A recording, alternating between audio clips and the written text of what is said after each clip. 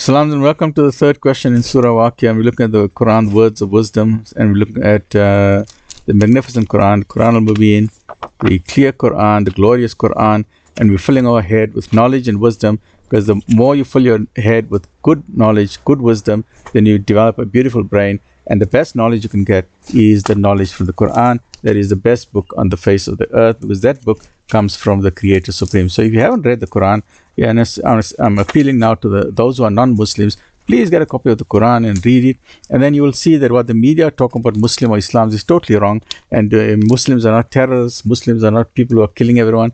Muslims are superbly kind, wonderful, intelligent beings, because they've got the final divine scripture, which is the Quran. Yes, some Muslims, we cannot judge a religion by the people. So don't judge Christianity by Christians, and don't judge Islam by Muslims. So please get a copy of the Quran, read it. So we're looking at Surah Waqiaah. We looked at the three powerful questions. One is, did you create yourself, or did God create you? The answer is, God created you. No one created you, right? God created you. You did not create yourself. You did not come by evolution. In the same way that a BMW did not create it. Go look in your garage today. Did your car that you're driving, did that car create itself? Isn't it a stupid question? And people say, how stupid can it be? You say, my car created itself. So the same way, say, your human body, how can it be so stupid? Your body didn't create itself. There's a creator. That's the first question. Second question, did you create the seed that you plant in the ground? No. You can take pride in your garden. You've got beautiful roses. You've got beautiful orchids. You've got beautiful raspberry trees. You've got strawberries. You've got apples. You've got pomegranates.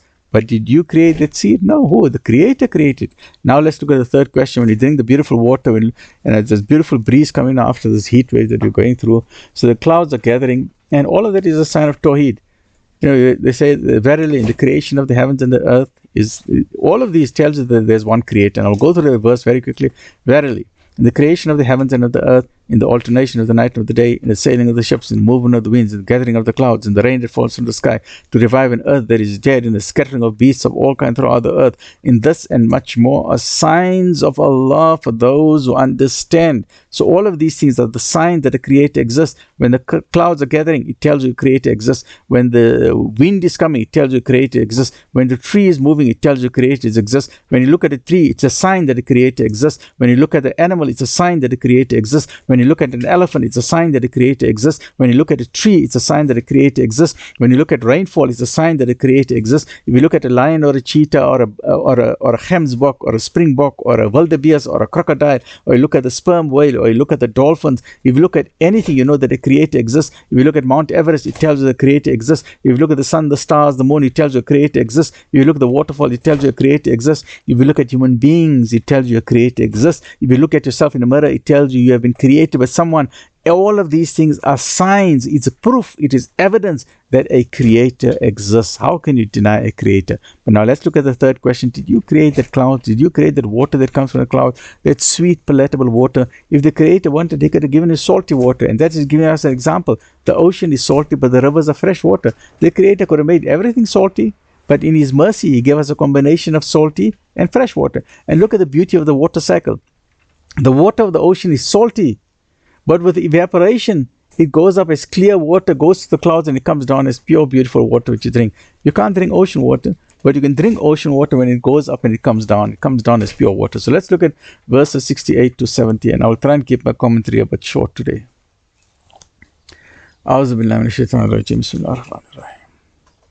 Right, chapter 56. Have you ever seen with open eyes the water that you drink? Is it you who cause it to rain from the clouds, or do we?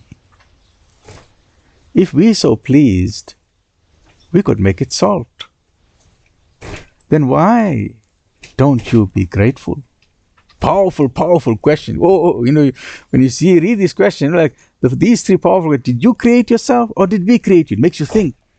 When you plant that seed, did you create that seed, or did we? Makes you think, makes you shake. And this one, did you cause that water to fall from the skies, or did we do it? And you say, Ashhadu Allah ilaha illallah, there is only one Creator. And the Creator Supreme has created all of these things. We have got no role in that. We are just trustees, we are custodians, we don't own nothing, because we came empty-handed in this world, and we're going to go back empty-handed. The only thing we go with is our good deeds and the goodness of our love that we have in our heart for other people. Right? So let's look at a brief understanding of this verse. We have not only made arrangements of satisfying your hunger, but also of satisfying your thirst. This water that is even more essential for your life than bread has been arranged by us, has been arranged by the Creator Supreme, has been arranged by God, most merciful, has been arranged by Allah subhanahu wa ta'ala, not by you. You had nothing to do with the creation. Did you create the planet Earth? No. Did a prophet create the planet Earth? No. Did Moses create the planet Earth? No. Did Jesus create the planet Earth? No. Did Muhammad create the planet Earth?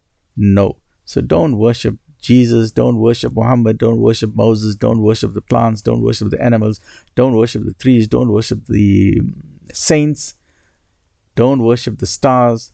Worship the Creator of all of these things. Worship the Creator, not the created. Very important concept. The seas in the earth have been created by the Creator Supreme. The seas, the oceans have been created by the Creator Supreme. It is the heat of the sun that has been created by Allah subhanahu wa ta'ala. Allah created the sun. Human beings did not create the sun. Human beings won't even fit in the sun. The sun is 1,000,000 times bigger than the planet Earth. Did the humans create the planet Earth? No. So at least give due credit to the Creator for creating this magnificent planet. Planet Jupiter is 1,000 times bigger than the planet Earth. Did human beings create the planet Jupiter? No. Here we are struggling to even fly to Mars. Human beings are struggling to even get to the moon. In the 1960s, they said, oh, man landed on the moon. I'm having very big doubts. When I was small, I listened to everything, I accepted everything. But now with so much advanced computers, they didn't have decent computers and they didn't have decent spaceships. And they said we landed on the moon. I think it was one big fake story. I really believe it was a fake story. Because with such advanced computers, such advanced technology, such advanced spaceships, we still haven't got people walking on the moon. Give us evidence. Now we've got cell phones. Give us this evidence. I would like to see. Yet we are struggling. So I'm thinking and it was a Cold War. America and Russia. Remember, Russia, who was the first man in space? I'm not going on the moon. Who was the first person in space? It was a Russian. He was Yuri Gagarin, one of these amazing astronauts, Russian, not America. So America felt they are losing out. In America are masters at spin propaganda. They are masters at propaganda. So they say, yeah, we got landed a man on the moon. Meanwhile, it was fake Hollywood. They are masters at Hollywood. So they did a fake setup to say, okay, we've landed on the moon. Did they really land on the moon? I got real doubts. All right, let's not digress, right? So then it is the power and wisdom of Allah subhanahu wa ta'ala that He created the vapors. So God created the seas in the earth. He created the heat of the sun. God may ensure that the water evaporates. Then it is the winds that God has created that cause the vapors to rise from the ocean. Then it is by the power of God and the wisdom of God that the vapors, the evaporation, collect and forms into clouds. It is not human beings who did it. It's not something, it's just nature. No, it's not nature. There's someone behind all of this. Then by the command of God, the Creator Supreme, the clouds divide in a particular proportion and spread over different regions of the earth so that the share of the water appointed for a particular region should reach it. And in the upper atmosphere also we bring about the cool that causes the vapors to change back into water. We have not only brought you into being. So God is saying that God has created you, we have brought you into being, but we are also busy making all these arrangements for your sustenance, without which you could not survive at all. So in this verse, a very important verse of Surah Waqiaah, to say, did you create? Think about the water. Next time when the rain is falling, don't just say, oh, it's very nice rain, let's make some dua. Yes, make some dua. Your duas are guaranteed, and except I love it when it rains. So make your dua. Say, Ya Allah, I make dua for A, B. So make a lot of dua, because when the rain is falling, rain is full of blessings. But the Prophet ﷺ taught us, when you see the clouds gathering, he used to get concerned. When the storm was coming, the Nabi ﷺ used to get concerned. Why? He said that storm is coming, it could be a calamity, or it could be something good. So always, whenever you see a storm coming, don't do like what I did recently when there was a storm or a tornado. I went out looking at him, say, Ya Allah, protect us from the evil of the storm and give us the blessings from it. So give us a gentle rain, a fecundating wind, or a wind that is known as a zephyr, a gentle breeze on your face. Give us a beautiful wind. Give us a gentle wind to take the heat away. And when you see rain coming, say, Ya Allah, protect us from the evil of the rain, but give us the blessings of the rain. That means let it be a gentle rain. Gentle, soothing rain to fill the rivers, to be gently going to a soil, not to give us those massive floods like we're seeing in Europe. 3 feet, 6 feet, 10 feet floods, destructive floods. And remember, that the Quran is full, and that is why the Prophet ﷺ told us and cautioned us, and he was so aware of this. Water, let's just look at the water as an example. In what way has water been as a destruction? Let's look at some of the examples in the Quran, and the ulama will tell us better. At the time of the Prophet Noah, he lived for 950 years, nearly a century, for 1,000 years. He called the people to the right way. He called the people to the Creator Supreme. He called them during the day. He called them during the night. He called them in private. He called them in public. He had public meetings. He had private discussion with them. He told them and said, for heaven's sake, what are you guys doing? Return to God. There's only one God. Stop worshipping all of these other wrong things. Don't get distracted from the straight path. The straight path is the path to God. Don't get distracted. For heaven's sake, don't do that. For 950 years, they refused him.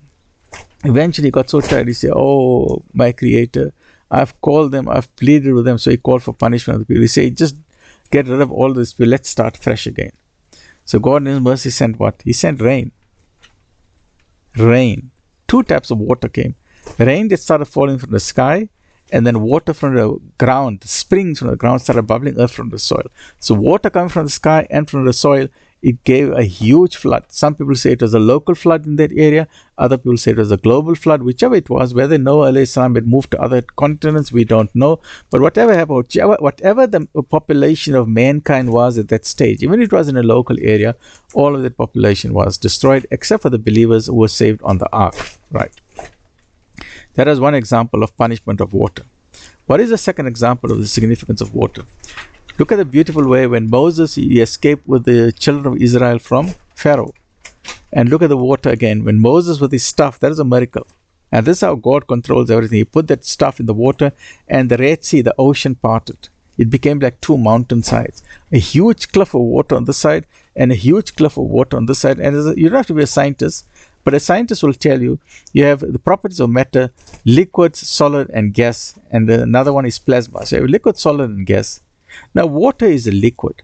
It takes the shape of anything that's with it. That's a beautiful part of a liquid. If you have a glass beaker, liquid will take the shape of that. If you have a very funny design shape, liquid will take the shape of whatever the vessel is. But here, this liquid is standing up straight, in a straight line. It made a path, two paths separated, and this part wall is not touching that wall, and it's totally liquid. It's an impossibility, and when something is impossible or supernatural, we say that this is from the Creator Supreme. So this is the second way that we know that the water has happened. And in the third way, the same way the water became, so in that same water became a source of blessing for Moses. He escaped, but it became a punishment for Pharaoh. So as Pharaoh was chasing him, that same water came, and now the water became liquid again, and it enveloped Pharaoh, and he drowned in the water itself.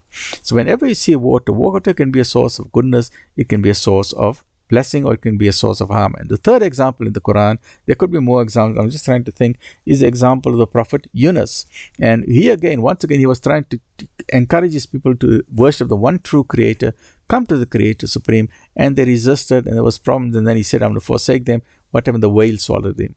The whale took him deep into the ocean, until he said, La ilaha illa anta subhanaka inni kuntu minaz zalimin. Oh Allah, please forgive me. There is no God but you. I have been unjust to myself. I have oppressed myself.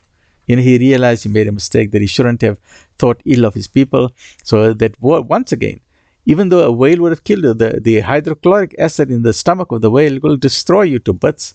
But it did affect his skin, because when the whale eventually tossed him out, he was full of blisters on his skin. From a medical point of view, this guy was finished. He was probably had acid burns over his body. But God in His mercy then gave him these plants and fruit of a special kind, and then the gourd plants, Gourd, gourd plants.